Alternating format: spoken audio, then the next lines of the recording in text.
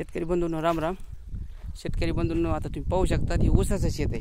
ऊसाचं म्हणजे आपण ऊस मोळलेला आहे आणि ऊस मोळल्याच्या नंतर त्याच्यामध्ये या बुडक्याची काय कंडिशन आहे आणि रानात बुडक्या किती तुम्ही बघू शकता. हा याच्यातली एक बी बुडकी शेतकरी बंधूंना आपल्याला याचायची नाही आणि ठोकायची नाही.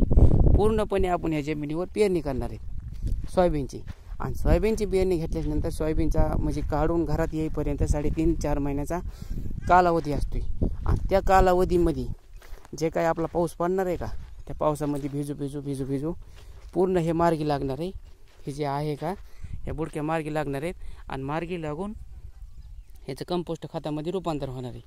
आणि सोयाबीनचं रान 3-4 महिन्यामध्ये पक्षी तणनाशक मारून उपटतण करून आपल्याला तणमुक्त ठेवायचं आहे आणि डायरेक्ट सरी मारायची. डायरेक्ट सरी मारल्याच्यानंतर पूर्ण बुडक्या ह्या वर्मामध्ये जाऊन बसणार आहेत आणि एक जादूची कांडी फिरल्याने आपलं शेत होणार आहे. म्हणजे बुडके कुठं गेले आपल्याला मेळ लागणार नाही आणि पूर्ण ते खत होऊन जाणार आहे.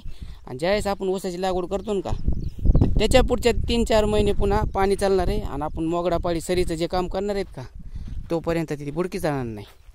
पण तुम्ही बघू शकतात कॅमेऱ्यामध्ये स्पष्टपणे एवढ्या बुडक्याचा आपल्या रानाला खत किती तयार होणार आहे.